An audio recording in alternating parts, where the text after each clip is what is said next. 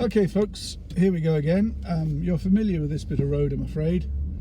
I've done a few errands already and now I'm just I've got one more to do.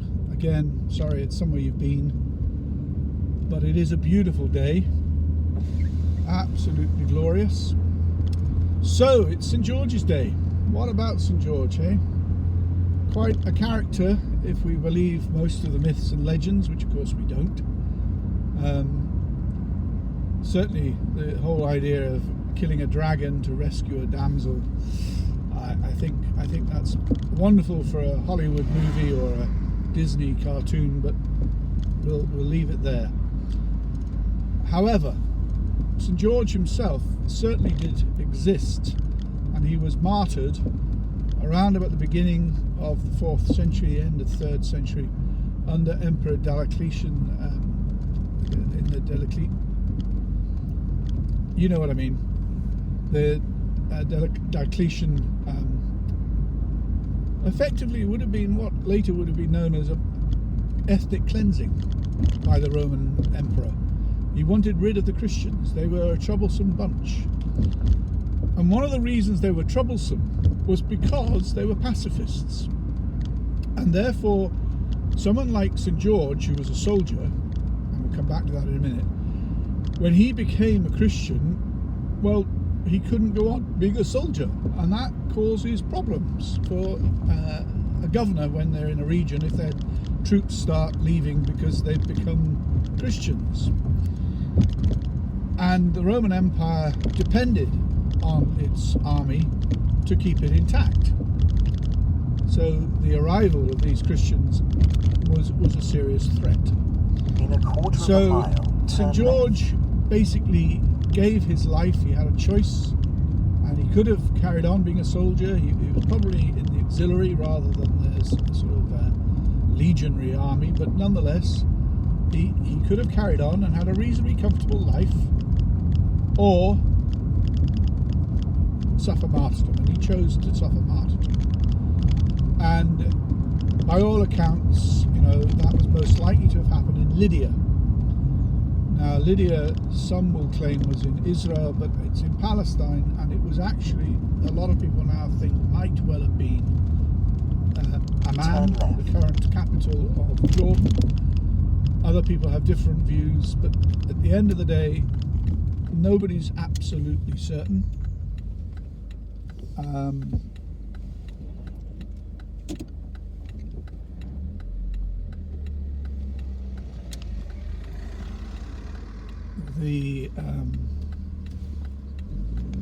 The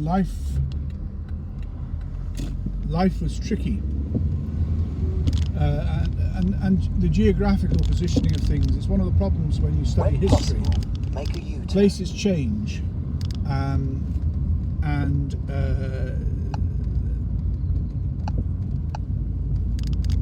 names change. They get translated differently. They get reinterpreted. So there's a lot of discussion about the exact location of certain places, and that can be a problem. I mean, if you're, when people go off in search of Troy, for example, it took years, and the Troy that was, they finally decided this is Troy. Some German butcher fella. Anyway, the idea that they discovered Troy was fantastic, but the actual city that they claimed to have been the one where the Trojan War took place was not the one that was found. The city that the Trojans were fighting in was actually about 3 or 4 layers below. But that's another day's story. But the point is, when you're looking at the lives of saints, you have to remember that the accounts were mainly passed on by oral tradition. Very little was written. And stories, well, we're all familiar with Chinese whispers. They get confused in the telling. But the one thing that you can be fairly certain about is that in the story of St. George, the essential truths are there. That he was a man who was prepared to die and did suffer martyrdom for his faith. because he was a soldier, many other myths and legends around his soldierly prowess kind of developed. And a bit like Martin de Porres, there was a sort of a notion that he gained a sort of mythical status as a soldier, a warrior. And this idea of the warrior appealed to Richard the Lionheart when he was looking to find a sort of rallying point, something to pull his army together. Because his army, it wasn't an army of Englishmen, it was an army made up of a whole range of different nations and peoples.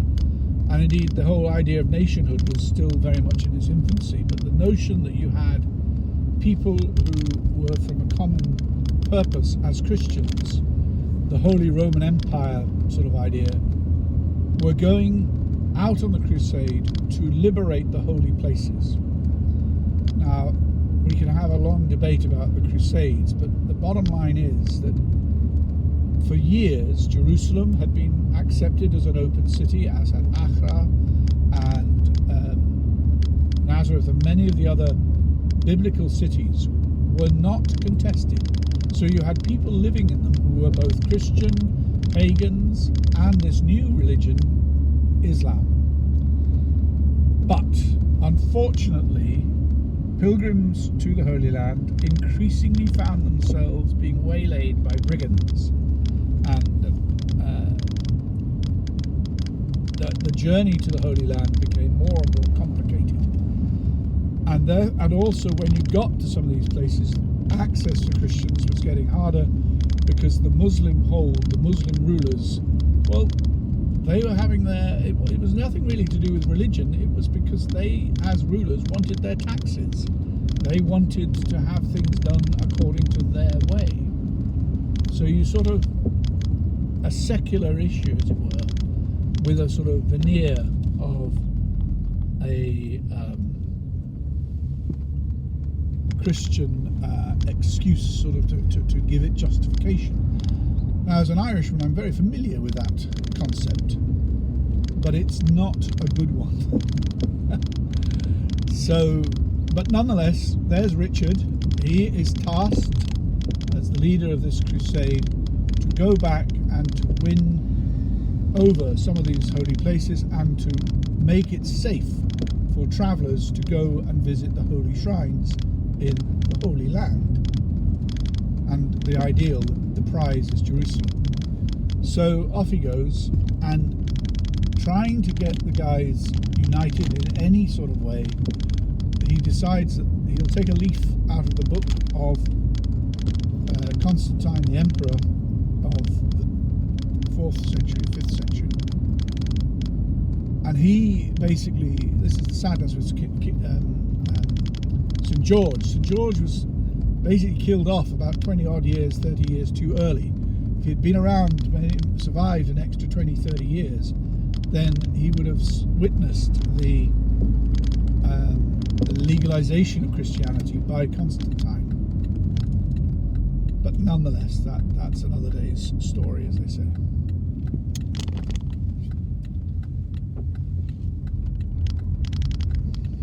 So you're sort of wondering where I am, and that's okay, because so am I. No, I know where I am, I'm just not sure I'm going to get to where I want to be going from this particular place. However, that's another day's story. Back to good old St. George and this idea of Richard using the flag of St. George as a rallying point for his troops. And the idea that his troops would wear this tabard with the flag of St. George on it as a way of identifying them as a common identity was actually quite a good one. So that's what he did, and so was born the sort of the notion of the flag of St. George became very much associated with the Crusades. And then, because Richard the Lionheart Coeur de Lion was, well, he was the King of England, the idea of St. George and the whole crusade thing associated with the knights that came from England, and the knights of the to this day, the chivalric orders of England do have echoes of those orders, those chivalric orders born out of the Crusades, the Knights Templar, the Knights Hospitaller, and all of that. But anyway, there you are. King Richard gets this notion of St. George as a rallying point from Constantine, the emperor, who'd been around, nearly 1,000 years earlier. And Emperor Constantine had painted a cross on the shields of his troops and declared, "In this name conquer." And he won the great battle, and therefore, as a consequence, legalized Christianity. Whether Constantine himself became a Christian is a matter for debate. It's by no means certain whether he did or didn't. But his mother, Helena, she became a Christian. That we're fairly sure. And it's to her that we owe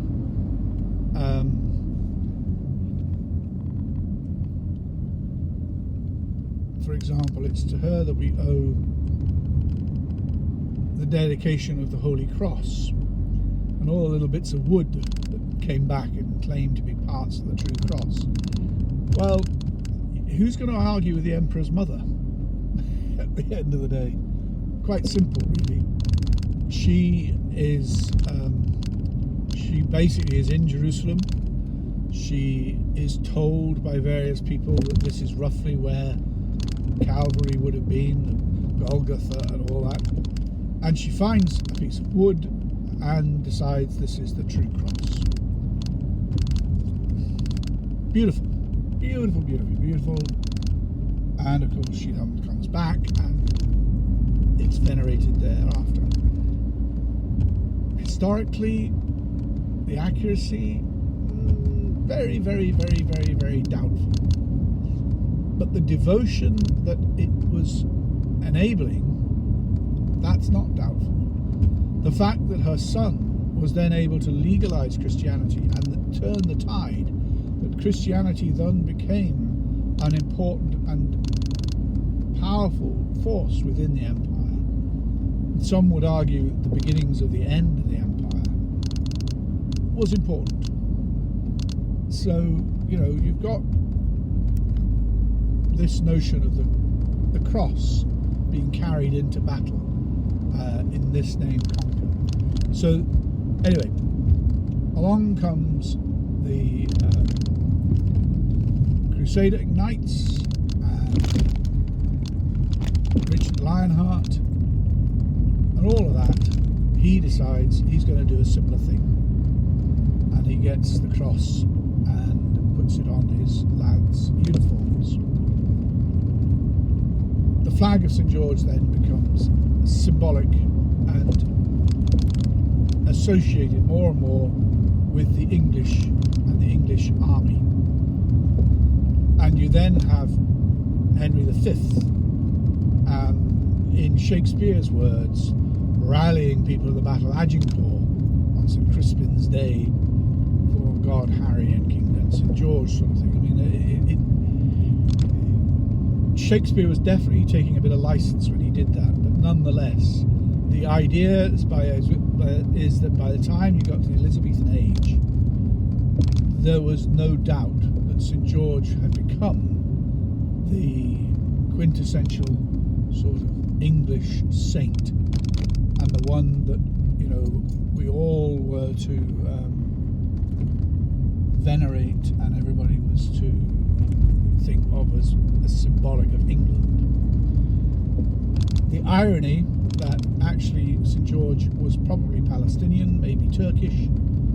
He was certainly a foreigner and had been originally called upon to unite an army of soldiers that had come from a diaspora of nations. Well, it sort of does beg questions. and leaves examples to us all of how history can be twisted.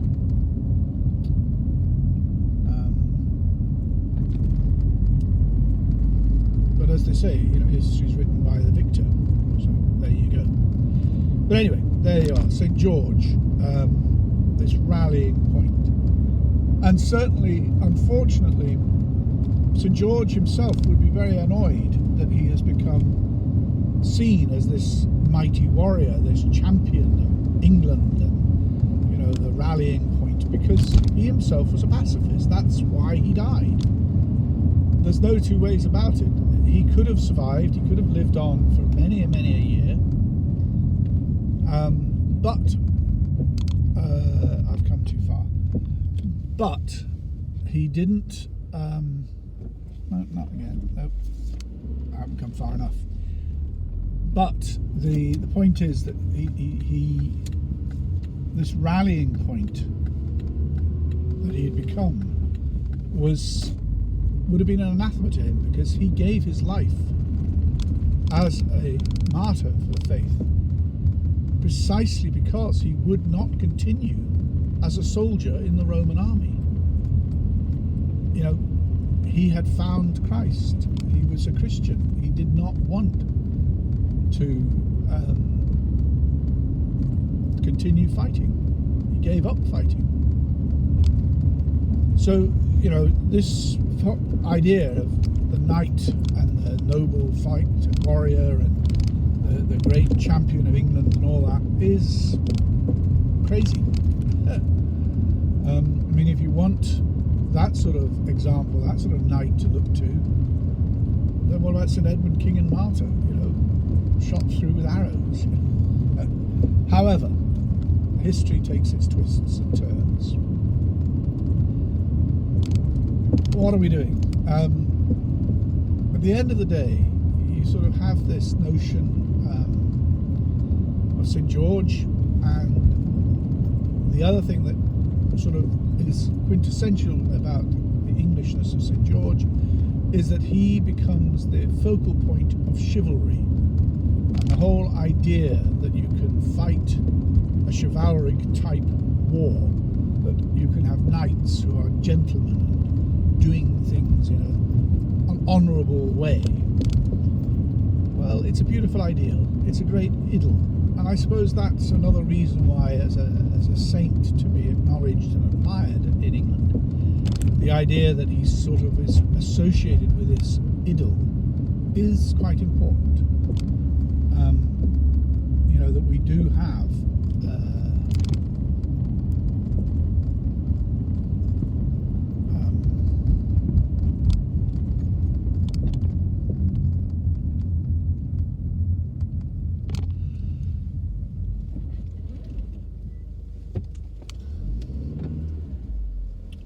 I've definitely gone too far now. Definitely travelled too far.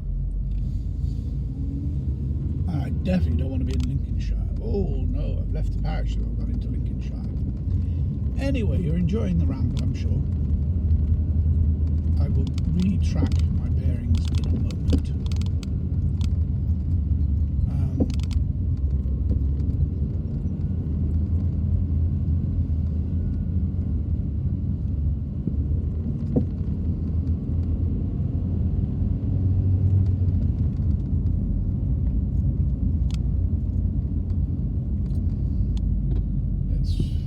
Foolish really, because I know that I've done this three times now. I should know this road. It's annoying, however. At least I've got cheap petrol. Oh dear. Right, onwards, upwards. But the idea of chivalry that sort of was associated again with St. George, and the whole idea of rescuing this damsel has echoed throughout the sort of romantic tales of Europe, and in particular in England, for centuries.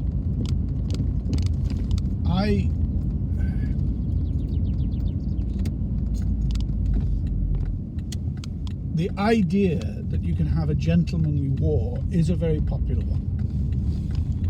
but it's a very bad one because you can't. Yes, there are rules of engagement, and I'll come on to that in a minute, but the idea that you can fight a war and retain some element of being this was frightfully nice, you know, it's jolly good and noble. No. The cause you're fighting for may be a noble cause, but the method, the actual brutality of war, no, there's nothing noble about it. There are honourable men and women engaged in the conflict, and as individuals they may well be responsible for some very heroic and noble deeds that become the sort of stuff of legend. But in reality, let's take one of those legends, the Dam Busters. Most of you have seen the film, you're certainly mostly familiar with the tune. Da da da da da da da da and all that lovely stuff. And Richard Todd and the whole, it's a beautiful story, and the little scene with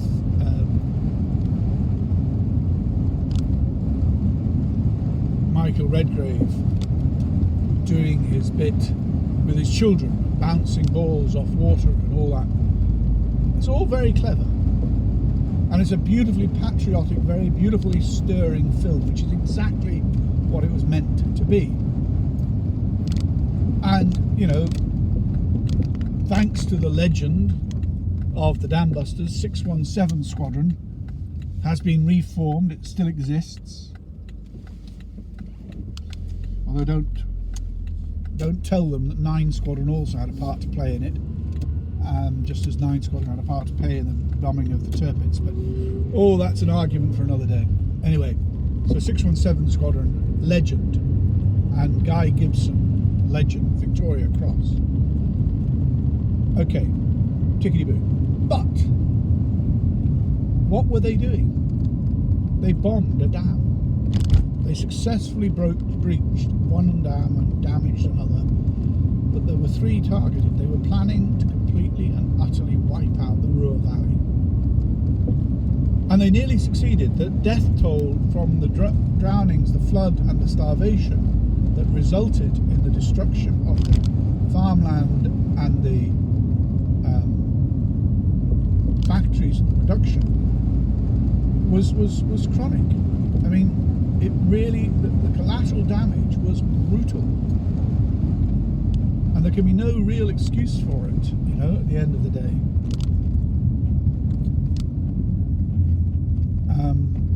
And so whilst we all go, hey, we all cheer, and you do that silly thing with your fingers to make them look like goggles as everybody sings the song, there is a sense in which, you know, that film glorifies and makes a great patriotic statement. But actually, when we take a closer look after World War II and the whole rules of armed conflict, what they did would today be considered a war crime. And dams are quite specifically stated in the current rules of engagement, are not, under any circumstance, they are not to be targeted. Along with churches, religious sites, heritage sites. But dams, no, you couldn't do it. And Gibson today would have, if he had done that today, he would be considered a war criminal, not a hero. And that's another point about history. You have to look at history from where it was at the time. You have to stand at the moment in history, rather than looking back and saying, oh well, if I'd been there I'd have done. Well, you weren't. What you have to do is stand where that person was and see from their angle, from their perspective, why it is that they did whatever it is they did. And in the desperation of World War II, the attack on the dams by the rules of the time was considered justified. It would not be justified today. It's that simple. It's that straightforward. Am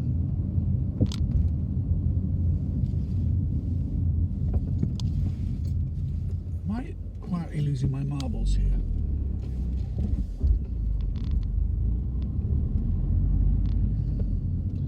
You're all telling me now, you're all shouting, it's behind you, and you're probably right, so stand by while we reverse a little bit, because I think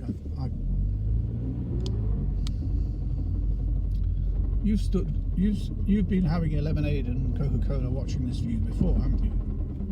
So let's just pull in at the side of the road here, and I will do a little recce. You don't need to do anything. I'm going to leave you.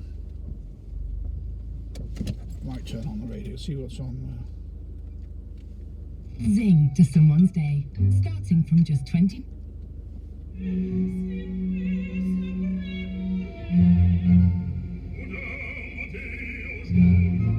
Arguing singers. Covered with pet insurance policies. Well, Classic FM may turn up something useful in a minute, but I will leave you to it for a second while I investigate.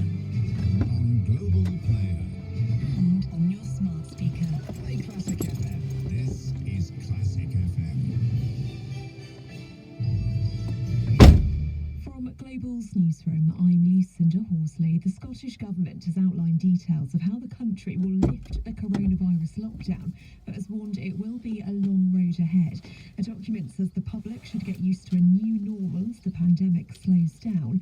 Classrooms and offices may have to be redesigned to stick to social distancing measures, but large events could be banned for some time.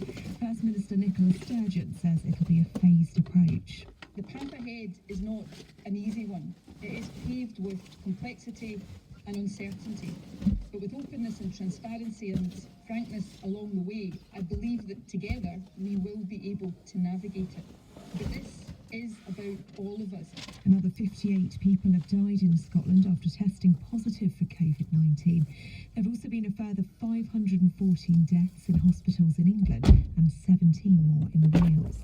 The Oxford scientists who have developed a potential coronavirus vaccine say they believe it will prove safe and effective by September. Human trials on it are beginning today. There'll also be more tests at Imperial College London from June. Professor Andrew Pollard from Oxford University is involved and says there's no competition between different groups trying to achieve the same thing. We're competing against a virus that is killing people all around the world. And so there is a very good coalition of developers coordinated by the World Health Organization who are getting together regularly to review progress. Boris Johnson's held a telephone audience with the Queen from his Chequers country retreat. Downing Street says the Prime Minister's also spoken to the Foreign Secretary Dominic Raab, but isn't carrying out official work yet. In other news, the number of knife crimes in England and Wales was the highest on record last year. There were more than 45,000 offences for the year to December, up 7% on the previous 12 months. The number also rose by 13% in the West Midlands and 5% in London. And tonight, people across the UK will be coming together once again to applaud our NHS and frontline heroes. It's to celebrate the doctors and nurses fighting the coronavirus pandemic, among many other key workers. So at 8 p.m, turn up your radio, open your windows and front door, and join us here at Global for a nationwide round of applause. In the city a short time ago, the FTSE 100 was trading up 15 points at 57.86. The pound buys $1.23 and €1.40. And the weather a fine, dry and dry this afternoon with plenty of sunshine across the UK, feeling warm with a high of 22 degrees. From Global's newsroom, you're up to date. This is Classic FM. From Global. And it's Anne-Marie Minimal here with you this afternoon. Shall we take you into your new Hall of Fame? Let's start with Tchaikovsky. 15 entries including the highest ballet. The world's greatest music. Classic FM.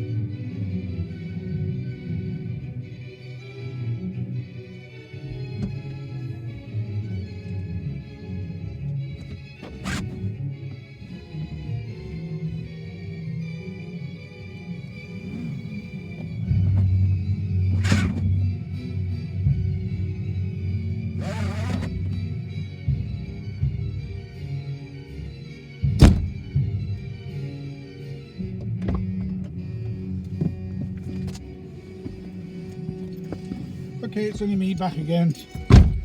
Foolishly, having loaded the car earlier today with the things I wanted,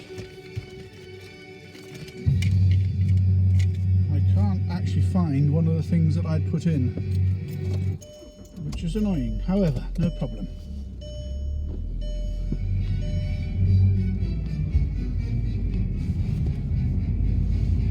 So where were we? Oh yes, Dambusters being a, Guy Gibson in modern world would be considered a war criminal.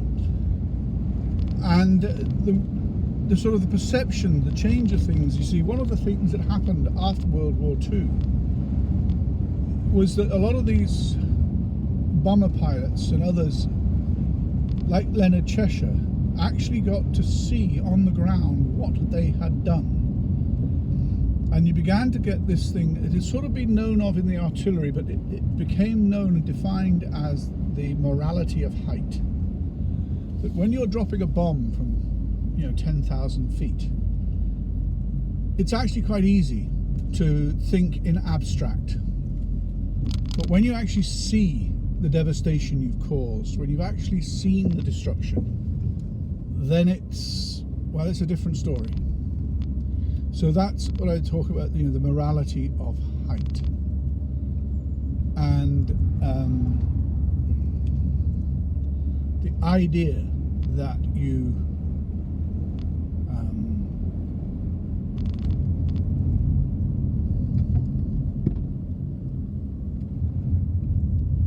basically, once you can see the enemy, it's the old thing, once you can see the enemy, it's a lot harder to kill them. And that comes back to this notion that there's such a thing as a civilized war, because actually it is not possible. When you are engaged in armed conflict, it gets brutal, it gets personal, it can be quite horrific. So it shouldn't be idealized, it shouldn't be glorified as such.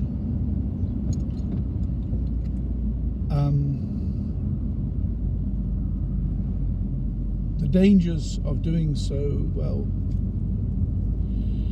but that's, you see, as a chaplain in the military, that whole, what we call the rules of armed conflict, the morality of war, the just war theory, that's something I studied at great length and at depth and could bore you with for hours. But the reality of life is that much of what St. George stood for is a myth. The idea that you have this chivalric type of warfare. Yes, to some extent it would have existed while in the first instance, as it were, while the soldiers were doing their thing, you might well have had a notion of warfare that was good.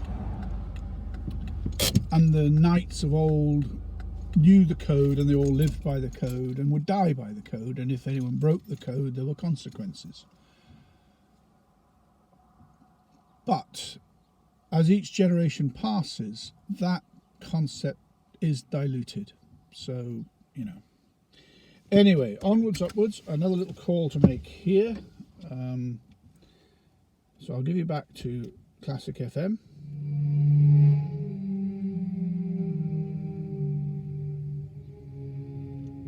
Oh, I don't know.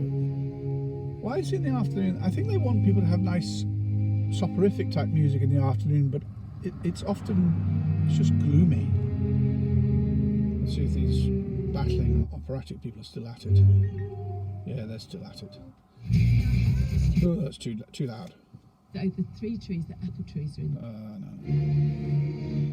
No. Right, well, I'll leave you with this, whatever that is on. You can email me later.